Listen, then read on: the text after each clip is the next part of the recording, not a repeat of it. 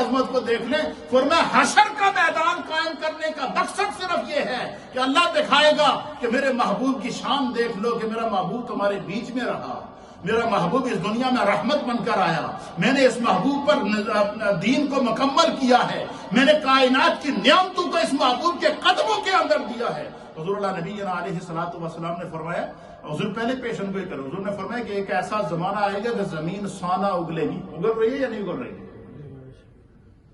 انسان فضاؤں میں سفر کرے گا. اچھا, یہ جتنی آج کے دور کے اندر ترقیاں ہو رہی ہیں, تغیرات آ رہے ہیں, تبدیلیاں آ رہی ہیں, حادثات آ رہے ہیں, آزمائشیں آ رہی ہیں, یہ ساری کی ساری میرے مصطفیٰ علامات قیامت کے اندر بیان کر چکے ہیں. حضور نے سائن آف قیامہ بیان کیے ہیں کہ قیامت آنے سے پہلے کیا کیا ہوگا. حضور نے بیان کیا ہے کہ اس طرح کے امراض آئیں گے. حضور نے بیان کیا کہ اس طریقے سے نفس نفسی کا عالم ہوگا. حضور نے بیان کیا کہ اس طرح لوگ دین سے دور ہو جائیں گے. تو یہ جو ففتھ جنرشن وار ہے, اس کا مقابلہ کیسے؟ قرآن فرماتا ہے وَأَعِدُّوا لَهُم مَّا اسْتَطَعْتُمْ, فرمایا کہ اے مسلمان. اب یہاں اللہ تعالیٰ نے اہل ایمان کو مخاطب کیا.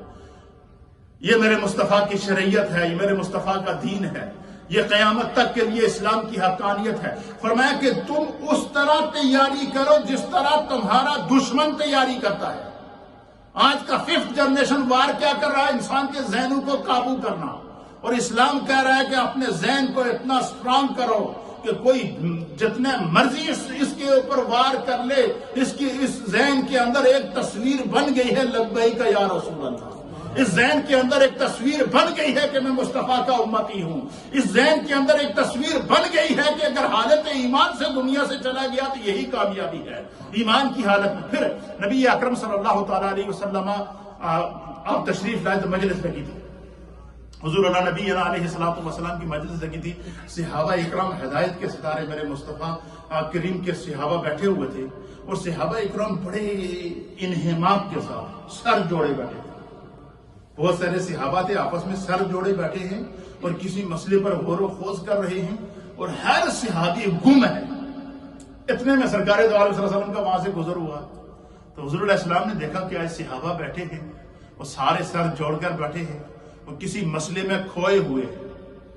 تو سرکار دو عالم صلی اللہ علیہ وسلم نے دیکھا نا کہ بڑے ایک غور و خوض کر رہے ہیں صحابہ بیٹھے. حضور ان کے قریب آئے, سرکار مسکرائے. مسکرا کر حضور نے فرمایا خیر تے ہے آج سارے سر جوڑ کے بیٹھے. کیا فرمایا؟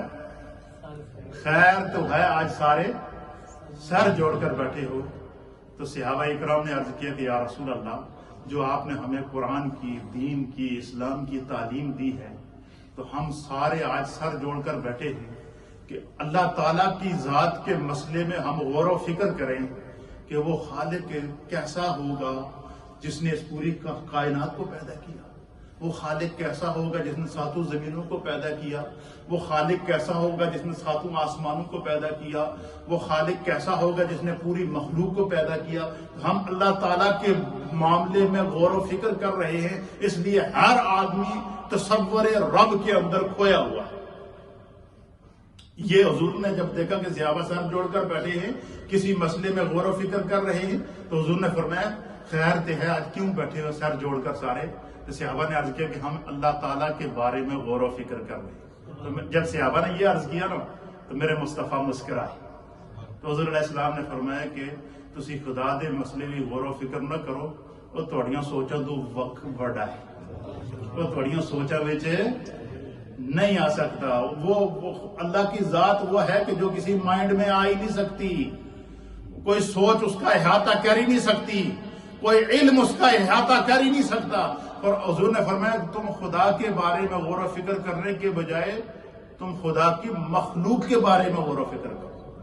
اللہ کی مخلوق کی بھلائی کے بارے میں سوچو, اللہ کی مخلوق کی اصلاح کرو, اللہ کی مخلوق کو ایجوکیٹ کرو, اللہ کی مخلوق کی ذہن سازی کرو, اللہ کی مخلوق کو دین کی طرف لے کر آؤ, اللہ کی مخلوق کو نافرمانیوں سے نکالو, اللہ کی مخلوق کو دین کی طرف لے کر آؤ. فرمایا تم خدا کی مخلوق کو دین کی طرف لے کر آؤ گے, اللہ تعالیٰ تمہیں خود سمجھ میں تمہیں بتا دے گا کہ میں کیا ہوں. وہ خالق کائنات خود تمہیں اپنی حقیقت بتا دے گا. اور پھر نبی اکرم صلی اللہ تعالیٰ علیہ وسلم نے کیا مخلوق کے لیے فکر کرنے کی تعلیم ارشاد فرمائی. پھر اسی طریقے سے حدیث پاک کے اندر آتا ہے کہ صحابہ اکرام بیٹھے تھے, حضور نبی علیہ الصلوۃ والسلام کی مجلس لگی تھی, صحابہ اکرام ہدایت کے ستارے میرے مصطفیٰ کی بارگاہ میں بیٹھے تھے. تو اتنے میں ایک صحابی وہاں سے گزرے اور ان کی وہ بڑے چوک و چوبند تھے, بڑے چست جسم تھا ان کا, اور وہ ہمیشہ ہر کام پھرتی کے ساتھ کیا کرتے تھے اور بالکل ایکٹیو رہتے تھے, جس کو آج کے دور میں کہتے ہیں فلاں شخص بڑا ایکٹیو ہے. تو ایک صحابی تھے بڑے, وہ ایکٹیو رہتے تھے, تو وہ وہاں سے گزرے اور اپنی مستی میں گزرے اور کسی کام پہ جا رہے ہوں گے تو تیزی سے گزرے. تو صحابہ نے عرض کیا کہ یا رسول اللہ, یہ شخص بڑا ایکٹیو ہے, یہ ہر کام بڑی چستی سے کرتا ہے, یہ کسی کام میں سستی نہیں کرتا. تو کاش کہ یہ اس طرح جیسے دین کو اگر ہمیں ضرورت ہو تو کاش یہ دین کے لیے بھی اس طرح ایکٹیو ہو. جب یہ بات ارشاد فرمائی تو نبی اکرم صلی اللہ تعالیٰ علیہ وسلم نے, اب دیکھیے حضور نے جو فکر دی ہے وہ فکر کیا ہے, حضور نے وہاں بیٹھے ہوئے صحابہ کی ذہن سازی کیسے کی ہے. سرکار دو عالم